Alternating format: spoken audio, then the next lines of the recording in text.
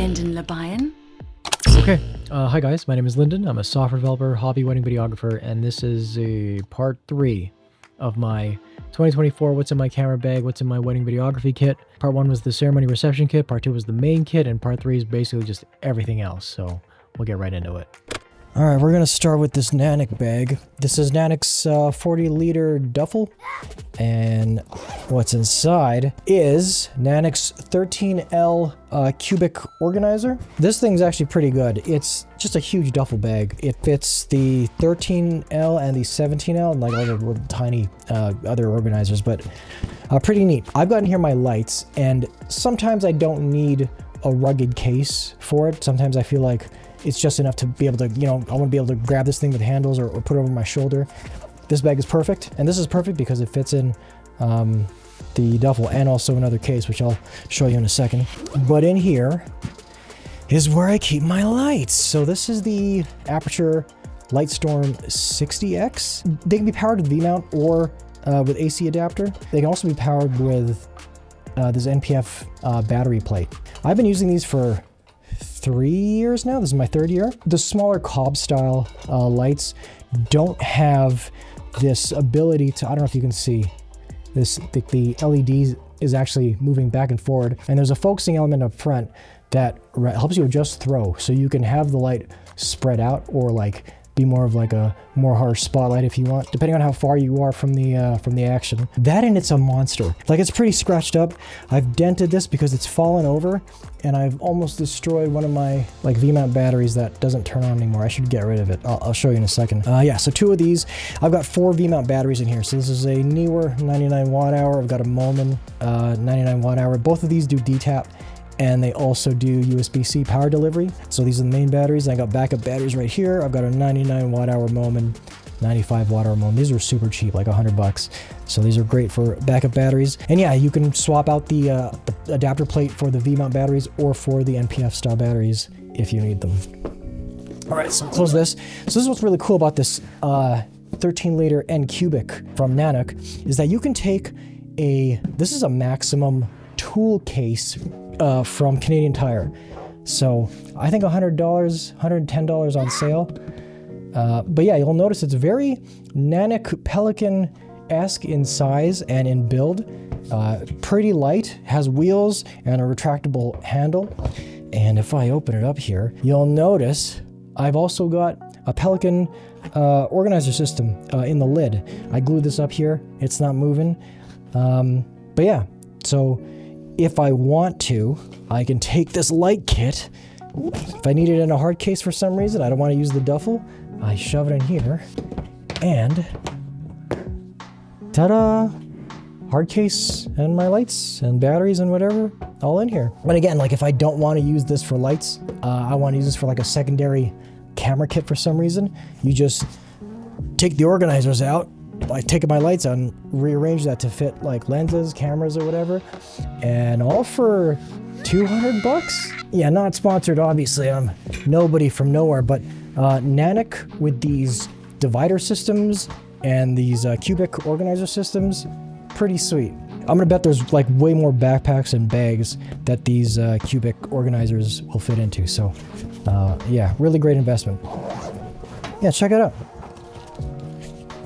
It's a duffel. I'm duffling, right? Okay, this is pretty straightforward. This is my sticks bag. It's a Godox, and you can fit up to 3 light stands in here.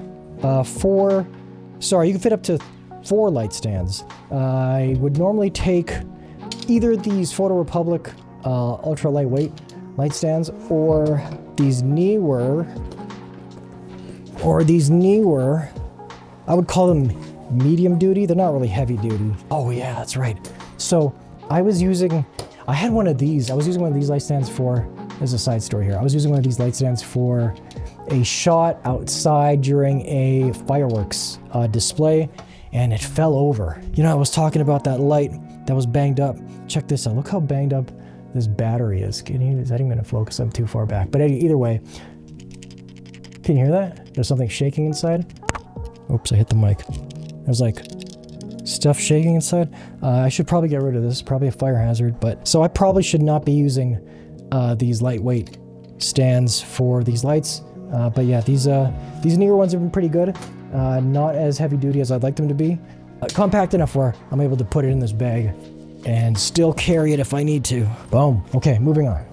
And in this case, I've got my drone. So this is a Mavic 3 Classic. I used to use a Mini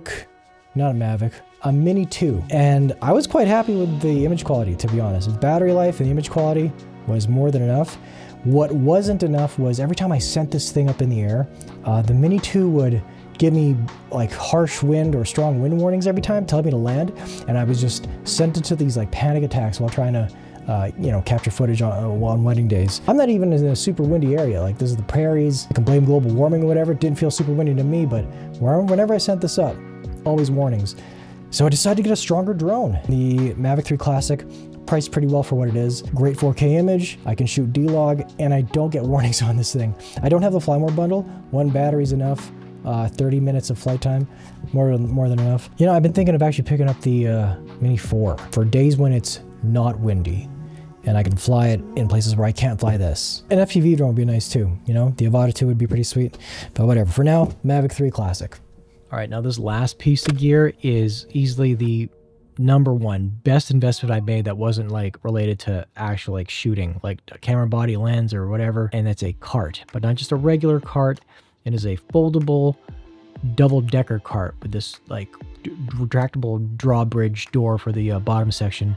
When laid out, could fit longer items than you could put on top. Perfect for light stands, you know, perfect for my tripods. But yeah, the top section easily fits the drone hard case, 2 hard cases, either the Pelican, the Maximum, or if I want to use the Pelican up top with my main kit up top. Fits all that easily. With the drawbridge down, I can shove with light stands, I can shove my lights. If I wanted to shove the main backpack down there too, or the second case, they all fit.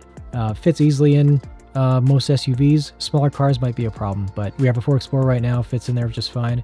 I drove a Ford Escape for a little bit and it fit just fine in there. The only downside, the only con I could find with this thing is the fact that the wheels that I have on this cart do not lock.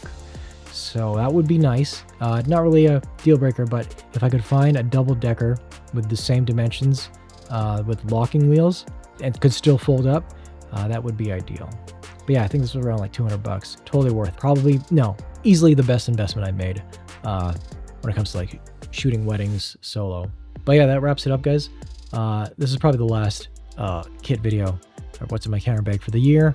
Hopefully it doesn't change too much for next year, but if it does, I'll probably make another one. So I appreciate you guys stopping by. Please, yeah, come back for more videos if you're interested. Okay, thanks, guys.